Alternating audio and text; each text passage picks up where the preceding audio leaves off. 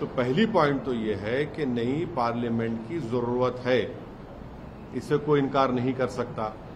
दूसरा ये कि जब मीरा कुमारी साहिबा लोकसभा की स्पीकर थी तो उन्होंने एक प्रपोजल मूव किया था कि नई लोकसभा बनना चाहिए।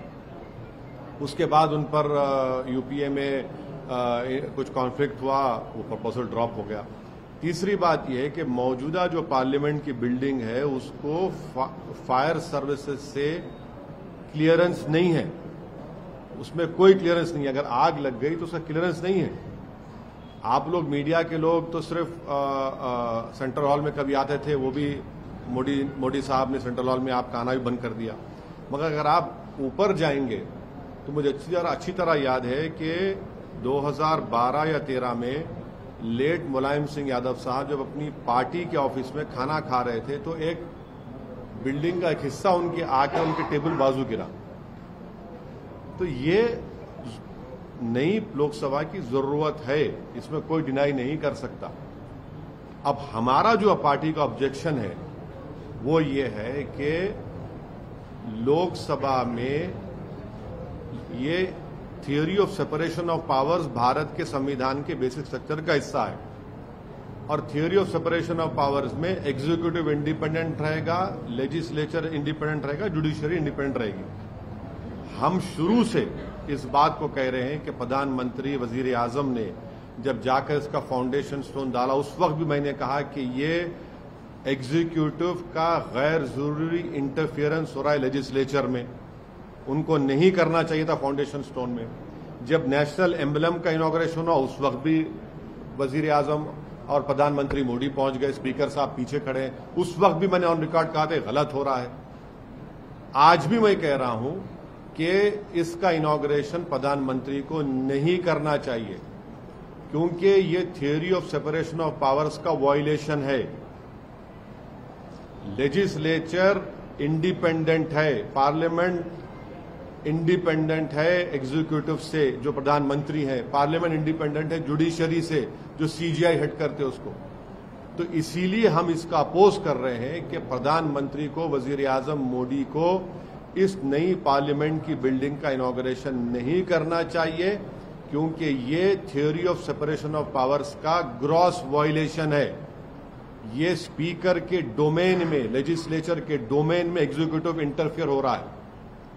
दूसरी बात यह है कि ये जो अपोजिशन पार्टीज के लोग हमसे कोई कांटेक्ट नहीं किए, हमारी पार्टी से, अब क्यों नहीं किए वो उनसे पूछ लीजिए, क्योंकि उनकी नजर में हम अछूत हैं, अनटचेबल हैं हम।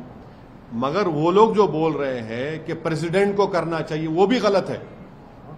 वो गलत है, इसलिए गलत है क्योंकि आर्टिकल 53(1) पढ़िए आप लोग। आर्टिकल 53(1) ये कहता, the executive power of a union shall be vested in the president and shall be exercised directly or through officers subordinate to him in accordance with this constitution. 53(1) तो वो तो प्रेसिडेंट भी तो एग्जीक्यूटिव का हिस्सा है, पढ़ते नहीं है ये लोग। इसीलिए हम कह रहे हैं कि स्पीकर कस्टोडियन है लोकसभा का और स्पीकर को करना चाहिए। हम देश के वजीर आजम से, प्रधानमंत्री से ये डिमांड करते हैं कि आप पीछे हट जाइए।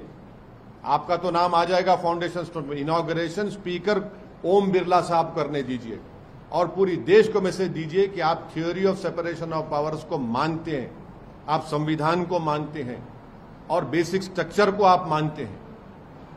ये हमारा ये कहना है इस पर।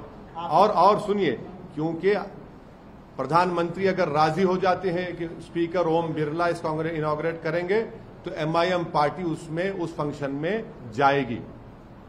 अगर प्रधानमंत्री ने बात को नहीं जाएगी तो हमारा मानना यह है कि प्रधानमंत्री एग्जीक्यूटिव के तौर पर वो theory of separation of powers को कमजोर करना चाहते हैं, वो लेजिस्लेचर के डोमेन में हावी होना चाहते हैं और ये हमारे बेसिक कॉन्स्टिट्यूशन के, संविधान के बेसिक स्ट्रक्चर का हिस्सा है।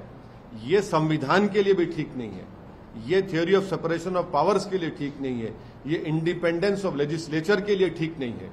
अगर प्रधानमंत्री, वजीर आजम बजिद हैं कि मैं ही करूंगा इसका, तो फिर हम इस फंक्शन में शिरकत नहीं करेंगे।